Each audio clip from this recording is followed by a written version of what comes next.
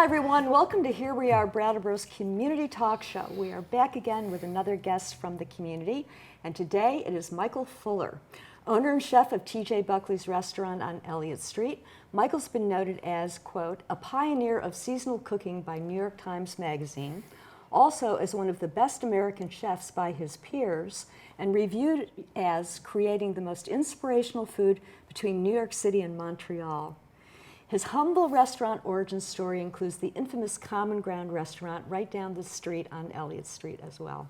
A forager and localvore from the get-go, for over 40 years, Michael has built lifelong relationships with local purveyors, wildcrafters, and farmers, old and new, culling the best ingredients to create the most exquisite and delicious dinners possible. Michael, nice to see you. Thank you very much. You're very welcome, and welcome to the show. Sure. Thanks for having me. Michael, you were born practically in the Midwest in Ohio. Yes. Ohio, Dayton, and Cleveland. And in Cleveland, yeah. And you're one of 9 children. Yes. But you're at the top of the heap. I am, yes, Yeah. fortunately. Yeah. Did you take advantage of that? Of course. up to a point. Yeah. Until my brother started to become, about my size, and Yeah. it was time to leave. Yeah. And there were 6 boys, and you're brought up Catholic. Yes. So Exactly. you spent time as an altar boy. I did, yes. I have, scars to prove it. But not bad. It was good. Not, yes. Yes. I enjoyed it. Good. And there, you did tell me a story about how your mother locked the refrigerator. Yeah, we grew up with locks on the refrigerator and freezers, for sure. Right, the time was delegated as to what time we ate and what we ate. Yeah. And Yeah. 6 boys. 6 boys and a few girls thrown in. Yeah. Yes. And teenage boys can eat you out of house and home. Oh, yes. Young boys can eat you out of house and home. For sure. You did sort of a lot of the usual things in high school. You did sports. Yeah, I did sports. I did some cross-country running. Basketball was basically what I really liked. Yeah. Did you continue basketball here at Gibson-Aiken? Oh, I sure did. Did you? Oh, yeah. You were yeah. one of the Oh, best players. absolutely. Absolutely. That's so For cool. many, many years. Yes. Until I got a broken nose, and then I kind of stopped. From playing basketball? Oh, sure. Yeah. Somebody's elbow? Oh, absolutely. Yep. So. Yeah, I remember that was a whole thing going on. It wasn't like you had a team, though, was it? Oh, it sure was. It was? Oh, yeah. Yes. Oh, it's more serious than I know. Oh, many, many years. Yeah. And you're a biker? Yes, I like to Still a biker? cycle. Yep, I went out today, actually cycling and looking for mushrooms. I knew that they were around. So. You have to look pretty quickly when you're on a You bike. do. It's not. It can be kind of dangerous to do that. It's better just to do one thing or the other. Yeah, you have to make your choices. Yes. You had a very integrated community growing up, which was unusual. Yeah, that's Ohio. true. Absolutely. Yes, in a suburb of Cleveland called Shaker Heights. Yeah. And Ludlow specifically was a community that we lived, and it was a planned, integrated community. Yep. Yeah, and there's a new book out about There is. that. which Dreamtown is the name of the book. It sounds really interesting. It is really Yeah, interesting, yeah. yes. You graduated from high school. Anything interesting about your high school years? No, Or I studies? no, not really. I mean, it's, It's all a wash. I had fun, and yes, but I was pretty much interested in getting out of high school. Yeah. And leaving. And you traveled. I traveled a lot. Yeah, Yes. You Yep. ended up in British Columbia. Yes. Yeah. You want to talk about that a little bit? What you were doing? Well, I got into yoga, and I lived in a sort of a little community, like-minded people doing yoga and that sort of thing. You were also doing some studying of ethnobotany. Correct. Yes. Yep. Can you talk a little bit about that and your attraction to it? Sure. Well, outside of reading everything by Carlos Castaneda, this was really pretty intriguing, and I got to somehow meet up with this much older medicine woman, for lack of a better word, I guess, who lived on a very small island off the northern tip of Vancouver Island, right in the Queen Charlotte Straits. So I was there with her, sleeping on the couch. There was one other guy there who was also doing the same thing. But pretty much she and I did work together. I just learned right from her, going out into rainforest and that sort of thing. I mean, that was, of course, that was really interesting. But the little town and the people that I met there, that was a huge eye-opening experience. Just the plight of Indigenous people was pretty much heartbreaking. Oh, Yeah. wow. I mean, so yeah, that was great to learn all this stuff and forage and everything else. And at the same time, just this sort of tragic scenario, Yeah. just all around. It was really, Yeah, that made an impression. It made a Oh, big impression. absolutely. Yeah, yeah. And met some people from Vermont and decided to hitchhike across Canada and come to Vermont and see what it was all about. So that's how I kind of ended up here, basically. Yeah.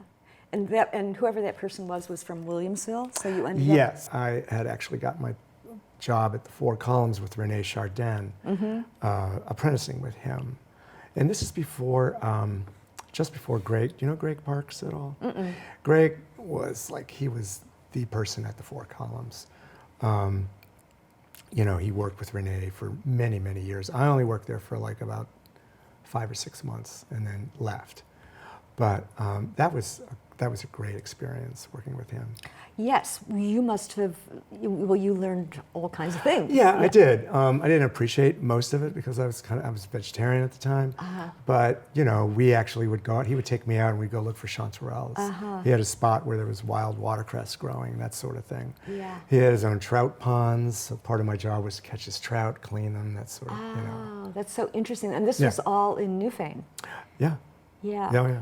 And so that's a really early age to learn about, if you didn't have it in your family, to learn about foraging. Oh yeah, right, exactly. I didn't know anything about it. Yeah. Absolutely. Was it of interest to you then? Yeah. Oh sure. It was Yeah. great. Yeah. I was an open book. Let's bring it on.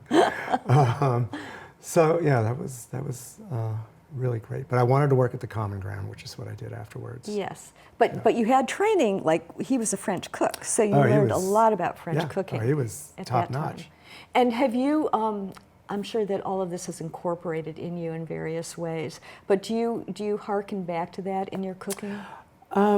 Yeah, a little bit here and there, but I had plenty of other experiences after that just sort of added on to I guess what I do now.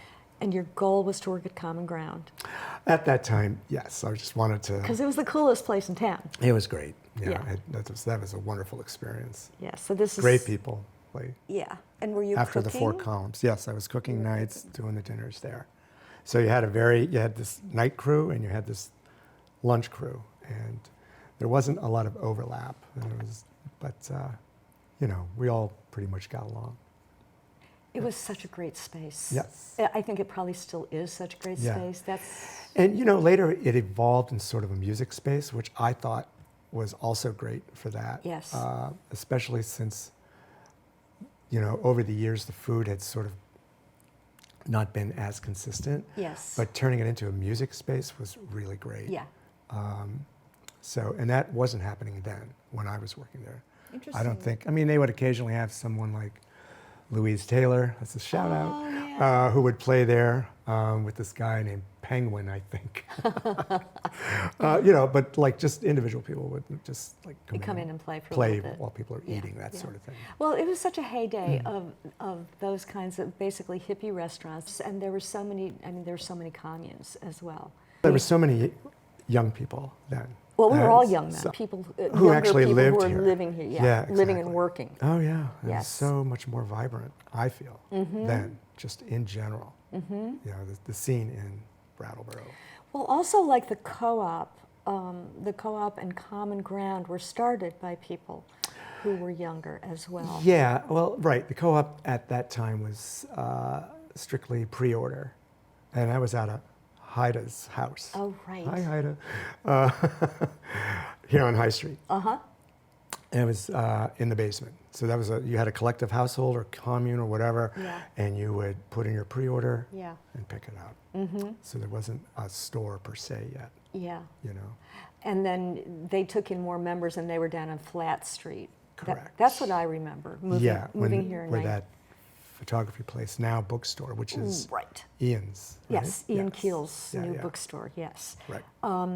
Yes, I remember my first job working at the co-op was being in a back room on Flat Street and taking the eyes out of potatoes. Oh, I like doing the cashier, because that was fun to schmooze with people. Yeah. And, you know, and of course, occasionally working with Fred Koch, but that's a whole other story. Fred Koch. Oh, Bill Koch's dad. Yes. Oh, interesting. Yeah. Yes. But, so anyway, that was... Well, there are so many side stories Oh my gosh. and roads that we could go down here, but we're going to we'll stick to a Yeah. straight-ish and narrow-ish way here. During that time, the theater company was going on, right, in the old church? In the old Yeah, well, that's the Brattleboro Center for Performing Arts, Yes. BCPA. That was pretty huge. And there were many people that did, you know, plays. Well, of course, Sam Pilo, Richard Wazensky. Yes. I can't remember all the other people. But yeah, there was some fun theater then. Yeah, and also there's a nightclub on Flat Street. Yeah, Right. that came a little bit later. Came later, yeah. Yeah, but right. Yeah, but you're right. I mean, looking at it, you know, through this kind of lens, you realize how many younger people were starting businesses and doing things like starting theater Sure. and all of that stuff. It was Yeah. the time, it was the culture. Yeah. Like I know Larry and Donna Simons started Candle in the Night Yes. during that time as well. Yep. Yeah, everybody who was here pretty much was a player of some kind, right? Yep. Right. Yep. So you had your, and my chronology could be off, so do whatever you'd like with the chronology. Sure. But you had the downtown TJ Buckley's. That was after I had the diner, and then I went to this downtown space. That was for a very short span was Spring Tree, which Yes. had moved, Right. and the BCPA was done. Spring Tree moved into this space down below, which was the kids' place many years later. Yes. And they were not doing well. And so I went in with this other guy, and we tried to bail them out Yeah. and did TJ Buckley's downtown for a very short period of time, thankfully.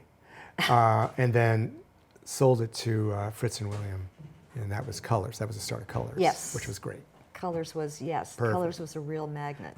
Thank you to this day for Fritz and William for doing that. That was...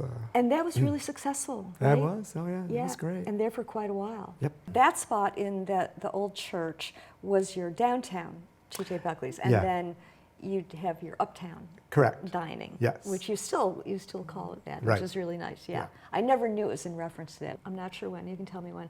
You did a stint at Autumn Winds, which some of us still remember. Well, right. I was hired by the initial owners that had...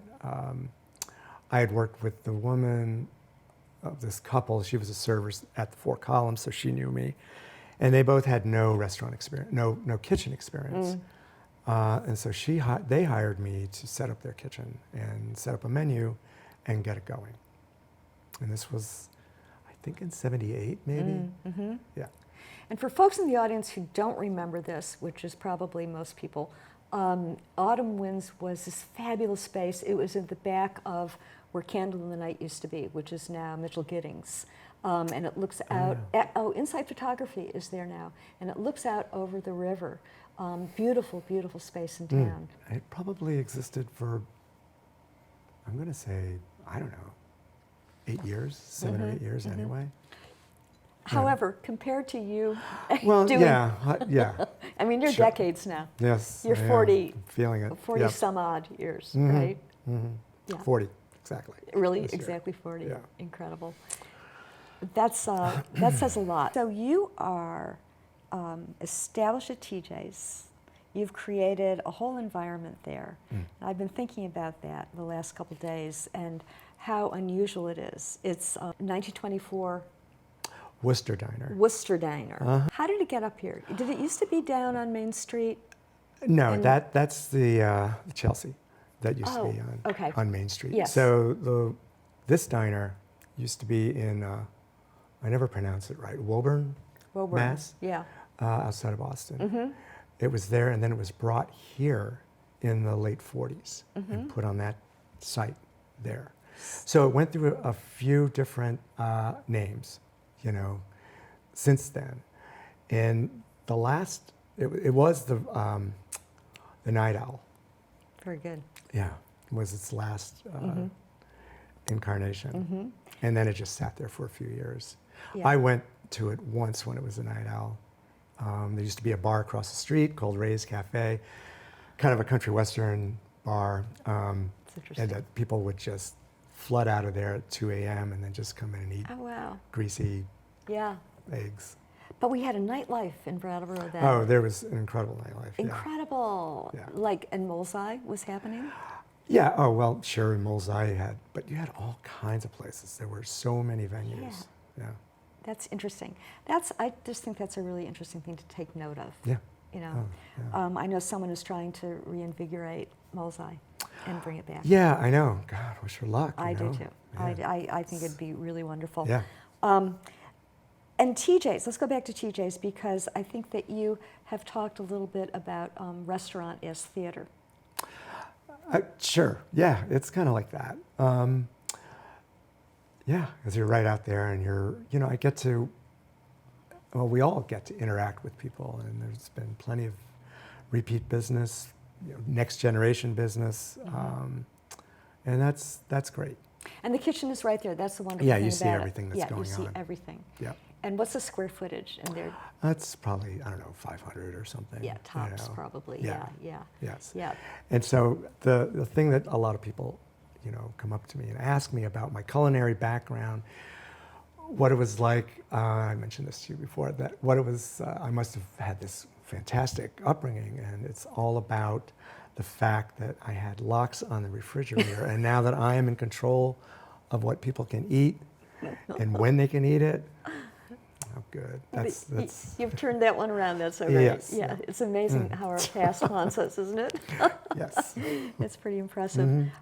Well, I think one of the things is that people love about TJ's is the creativity of your food, is the way you present it, it's the service, and like the word, I was looking through some reviews, and the word impeccable came up again and again and again. In every facet, whether it was the wine or the food or the service or the cooking.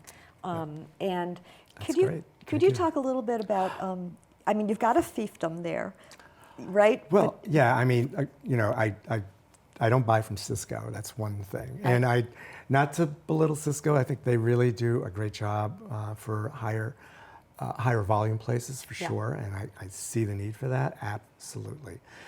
Because I'm so small, I can concentrate on really fine ingredients. I spend a lot of money, on really top ingredients, and that's what I do. Yeah. So I try to keep that standard consistent. Yes, which you have. Yes. Which is remarkable. It's important, and it basically sustains me because I love the relationships I've had with, all the produce growers, foragers, all that. Yes. That come knocking on my back door with tons of mushrooms, and wondering if they're even edible mushrooms, and I let them know no or yes, and then, then we just sort of haggle. Right. Well, it also. It's great. It's all great. It also expands the whole arena of what a restaurant is. Yes. Yes. And I know that there are different people who are doing similar things, like Gabrielle Hamilton in New York with Plum. Oh, and she was of course, prune, and she was, man, yeah. Did you read her book? Oh, of course. Yeah. Ate at a restaurant. It's Did great. you? Oh, yeah. Yeah. Heartbreaking that she had to close. Yes. But she was up against it. Yeah. That and Alice Waters and Lori Colwin for writing. I think she was one of the finest food writers of all time. I'm not a cook. No one would ever say, oh my God, Wendy is a cook. but I love to read about cooking Sure. and food. Yes. And there have been some fine, fine food writers. Yes. Bourdain, of course, and that whole Yeah. thing. What do you think about the whole celebrity chef, celebrity kitchen thing? I don't know. I mean, it's, I don't watch a lot of TV, period. Yeah. Except right now I'm watching The Walking Dead, so that's Oh, pretty- how's that going? It's great. I don't think I'll ever eat horse. Oh, God. But anyway, but yeah, I don't know. It's fun. It's entertaining. It's too stressful, really. I was like, really? I got 30 minutes to make that. It's like, no, there's nothing about that is. Appealing. Yeah, because Yeah. that's enough. I have enough stress. Yeah. I don't need- Well, what do you think happened? Because, I mean, Bourdain certainly was one of the first ones, but the whole celebrity chef thing, how do you think that occurred culturally? Oh, well, it must have been through him in Kitchen Confidence, I guess. I don't know. Oh, you know what, though? Actually, I'm thinking about this. When I was a kid, I used to love watching The Galloping Gourmet. The Galloping Gourmet. Yes. Yes, Graham Kerr. Yes. With his little glass of wine. Yeah. I didn't care about cooking. It was just his personality and what he did, and Yes. his sort of flamboyant Very. personality. I was enthralled. And I That's- could care less what he was doing. Yeah, yeah. It was just, But you're right. He Wasn't that- really, yeah, he and like, Julia wow. Child. yeah, all I remember about Julia Child was Dan Aykroyd's, Oh, which were the best. But but I didn't really watch Julia Child. Yeah. But he was great. yeah, he was. And Bourdain was it the 90s or was it later? Maybe in the 90s. I don't Yeah. know. That's not your kind of kitchen. Oh, well, no. Nor is that lifestyle. Exactly. Right, especially now. But, right, yes.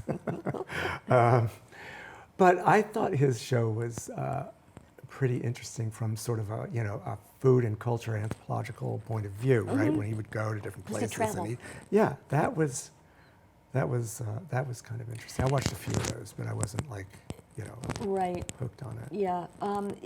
Which you've done some traveling. Have you Yeah. picked up various recipes, various new tastes from traveling? Sure. Yeah. Yeah. I've been to Spain several times, but one of my favorite food experiences was actually here at the Bonnievale Environmental Education Center, and this was in. I can't wait to hear what you had. This was in about, I don't know, I think 95 maybe, and we did the guy who was running it then, Beak, was this guy Ron Flatten. And we did a bug feast. And so it was all these different dishes with insects. Oh, wow. And it was really, really interesting. We had, grubworm, crudité. We had a honeybee larva spread on baguettes. We did Japanese beetle sushi, cricket quesadilla. Wow. Oh yeah. How'd you do with all that? After my fourth beer, I did much better. Just kidding. But yeah, it was really, really interesting. And it was on the Today Show. So Really? NBC was there, I guess, and they filmed it. And yeah, it came on. I don't have a copy of it. I wish I did. But yeah, really interesting. That's really that interesting. was fun. Yeah. Yes. Oh, yeah, yeah. Yeah, I don't You're incorporate any insects that I know of anyway in my cooking. brave man, So, brave man. disclaimer. Has your palate changed over the years? Well, I eat pretty much vegetarian at home because my family is vegetarian, although I wouldn't claim to be a vegetarian. But my, the cuisine at the restaurant is vegetable forward, as they say. Yeah. So it's very easy for a vegetarian to come in there and just have a vegan or vegetarian dish. Yes. But you so- haven't found yourself like really attracted to certain spices or tastes. Yeah, over the I years. kind of like it all. Yeah. I would say. Because I've always thought it's close to being a parfumier, you know, which of course makes sense because of taste and smell going together. But Yeah. is that part of it for you?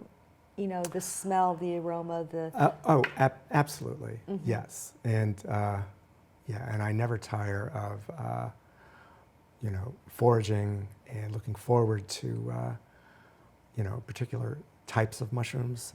And the one that I'm really looking forward right now to are the matsutakis, which this is the time of season for them. So they, And I hear this year is like an extraordinary year. Well, in general it is, and it's got to be a good one for matsutakis. In fact, I'm supposed to meet this crazy Italian forager after this show. And I don't know what he Is he taking you out into the woods? No. I would not go out in the woods. But he's going to bring some to me, and I'll just, we'll see what's up. Interesting, Yeah. which you may or may not add. Yes. Yeah. Years ago, in the 70s, you had a cooking show on Brattleboro Community Television. Could you tell us a little about it? What I can remember. Yeah. Sure. It was called the Vermont Chef, which was funny. Because I was pretty much, a newbie at that point. But, and BCTV had just started. Yeah.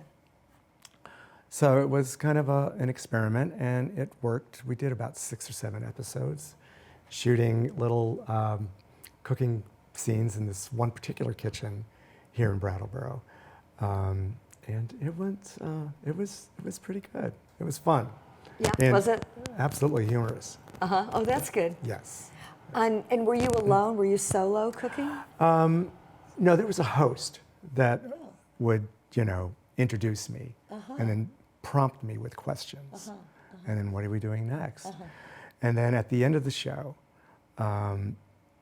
Susan McDormand would come on as a nutritionist and give the nutritional value of what it was I cooked. That's so great. Yeah. So that was pretty interesting. That's funny. And the late Robert Dubeck was a Yes. camera person on that? He and this other guy, I can't remember his name, were involved with the camera. Bob kind of like set it up. Yes. But, Yeah. And he was an early BCTV person. Yes. I think he was one of the people who was on board at the beginning. Yes. Yeah. Exactly. You see so many people coming in the restaurant. Sure. Yeah, and got to know so many people for one thing. Yes, I sure have. Right, like Robin Williams, Yeah. who was in. I was talking about the Von Trapps, I love Maria. You didn't break Crazy. into song, but Oh, we boy. sure did. Oh, you did? Oh, we were humming. Yeah, that was kind of funny. God, a lot of people. Yeah. Yeah. Over 40 years, you Yeah. know. I mean, Yes. is there any restaurant in town that's been here that long? I don't think there's anyone sane enough to be in the business as long as 40 years. So no, I don't know. There was a question posed, I think, on Facebook about that. And Shinlaw's been around, but not that long. And Right. of course, Isu no longer runs it. So Right. yeah, I don't know. I don't think would so. mention Shinla, I believe, has the old seats from Yes. Springtree. Right, Right? which were the seats for the downtown restaurant. Those seats that have been we around. Sold, yes. They've been around. They sure have. I Yes. recognized them as soon as they Mhm. opened up that thing. Oh Yeah. yeah, we were sitting in those seats. Yep. Yeah. Do you know who made them? I can't recall. No. But they were made by somebody local, for Yes. sure. Yeah. Yes. everything Yeah. back in those days was made by someone local. Yeah. Yeah. A lot of carpenters, a lot of woodworkers, a lot Mm. of old guys with bad backs now. Yeah, do you know Steve Levine? He was a woodworker then. Steve's married to Deidre Shearer. Yeah. He did the original, did he do? Yes, he did the original door for the restaurant. And he also did the original door for the Common Ground. Oh, That's yes, sort of, yeah. you know, curvy panels. Yes. Yeah. Still there. It is still there, I know, it's crazy. There's a space that's waiting to happen again. Yep, Time good luck for- to whoever Time for revitalization. tackles that, yes. At least you know it's not going to be you. No, for sure. Michael, thank you so much. Thank you, It's been really fun. absolutely. Thanks to all of you for joining us today, for being part of the show. Many of you who are of a certain age will certainly remember a lot of the names that Michael mentioned and the places that he talked about. And I think it's great. It's such a part of our history, you know, not only the businesses but the restaurants, you know, that we frequented and had so many memories from. And TJ Buckley's at 40 years old is still is still here with us. It's still happening. Walk in the door. No, make reservations. Don't just walk in the door. Make reservations. And join us next time. We'll be back, and we'll have someone from the community coming on talking about something else. Thanks for being with us.